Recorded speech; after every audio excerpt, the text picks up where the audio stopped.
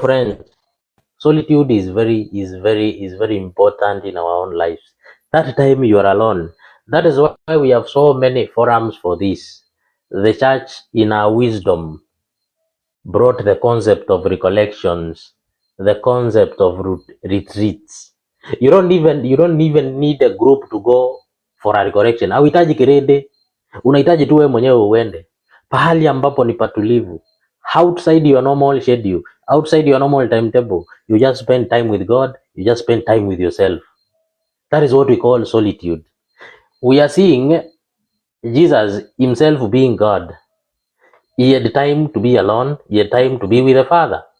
Ndio maana anapanda mlimani na kusali, ndio maana anachukua muda kusali. That is solitude. So the letter number 1, our reflection today is storm. So the letter number 1 is S. S is solitude. That is the power of prayer. The power of prayer. So you go by yourself. It is you and God. It is you and yourself. So solitude is very important. Is very important. We are addicted to notifications. You know, tuko ule ulimwengu wa notifications. Umekaa tu umetulia, ka notification kana pop up, na maybe yako ka notification nikakusema it is over between us, nika notification nika heartbreak. So we live in a world of notifications, political notifications. Ziko tu political arguments. Kashagwa amejibu huyu, ule mwingine amejibu huyu. Yani the world is too noisy. The world is too noisy. The world is too noisy. Wengine wetu hata hatupumuziki. Tunakaa shetani. Shetani ndio hapumuziki. Hello. Sisi hatupumuziki. We are working day out. Hatuna hata time ya kupumuzika. You know, even the common wisdom. This is the common wisdom behind off days. The common wisdom behind leaves. The common wisdom behind breaks. Why do we have break times? Not to necessarily take tea, not to necessarily go for lunch. We have breaks, at least to reflect the progress, at least to do some checks on our lives, on our progress, on our activities. Why are you given a half day? A half day is not to go and visit people. A half day, yes, visiting people is one of the activities that you can do. Lakini half day ni muda wako upumzike. You spend your half day. Public holidays, you spend your half day. But people will come from noise to noise. They will come from constant activity to constant activity. Yani mtu mwenye apumziki akipata half day, yeye mwenyewe hata hakai kutafakari. And this is where many people mess. This is where many people fail. So we need at least to reawaken that sense of solitude in us. At least time by ourselves, time with the family, time with God.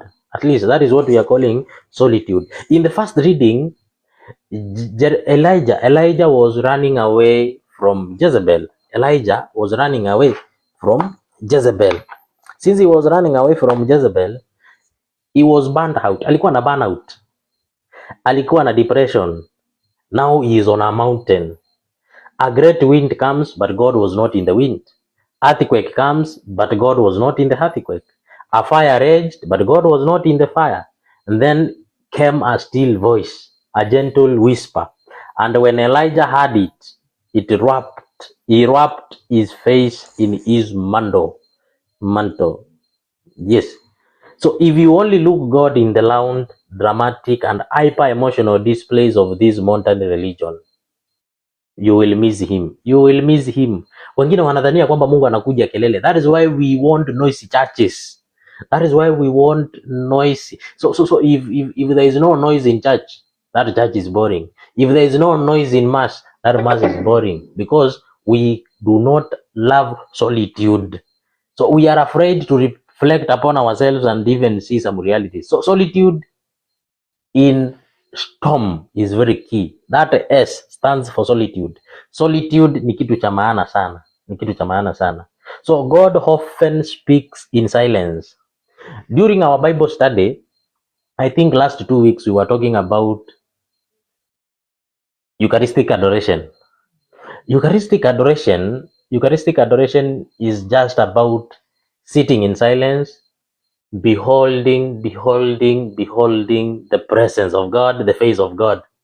But many of us want Eucharistic adorations that are very noisy. Kuna magita, kuna kelele, because we are still, that's why we have transferred noise to the church. We want noisy churches. So when we were talking about Eucharistic adoration, even ndio tulisema ours is to just remain. That is why Jesus would tell the disciples in the Garden of Gethsemane, when he took John, when he took James, when he took Peter, he told them, stay here and watch with me. Just stay there, watch with me. Guys like Joshua, we did read and we said Joshua remained in the presence of God even after Moses had left. My dear friends, let us learn to remain. Let us learn the culture of silence, because it was only in silence that Elijah discovered God's presence. So my dear friends, this is what we are trying to say. We are trying to say God sometimes speaks in silence. So solitude is where your spiritual battery is recharged. Solitude is where your spiritual battery is recharged. So Jesus knew that before he could face the storm on the lake, he needed the silence at the mountaintop, at least to do what? At least to recharge his spiritual battery. So you need to recharge your spiritual battery. How do you recharge your spiritual battery? Spending time alone with God, spending time alone with yourself. So if Jesus, who is the son of God, kama Yesu mwenyewe ambaye ni mwana wa Mungu, alihitaji tu muda peke yake na Mungu, muda peke yake na yeye mwenyewe, in spirit of prayer. So who are you to run 24 hours a day without even stopping to pray? 24 hours a day. Saa 2 ushaingia kazini, 6 umetoka kazini, saa 1 you are in the next pub, unacheza muziki. You don't get some time to reflect upon yourself. You don't go for any retreats, you don't go for Eucharistic adoration, at least to get some time alone with yourself and with God. So my dear friends, solitude, yani ukimya ni kitu cha maana sana. Remy Martin, continue tap tapping. Antimado, Agitash, Emma, this is Naikuni. Hi, Evelyn. So Yan, karibu, tap. Continue tap tapping guys. Otherwise TikTok itatuangusha kwa sababu watasema kwamba we are too inactive. And kama unataka kuchangia, request ni kupandisha hapo juu. At least you be my guest today, we get to chat. So our reflection today, we are using the word storm.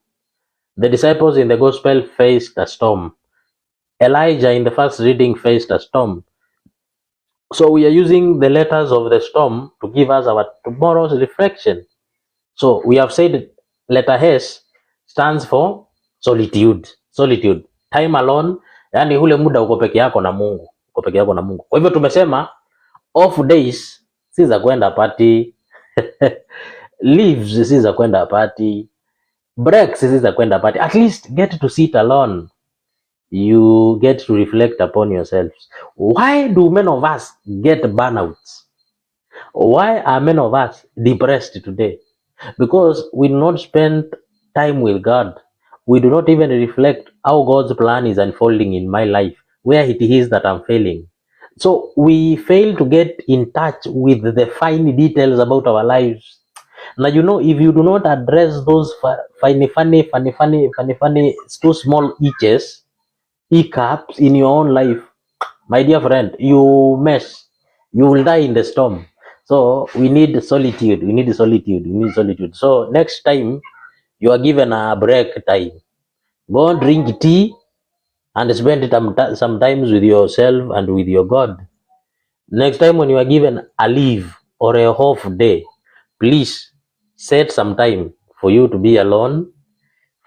In short, every day, You know, there's another practice in the Catholic Church of examination of conscience. Every day in the evening, the church calls us to examine our consciences. How did I perform the whole of that day?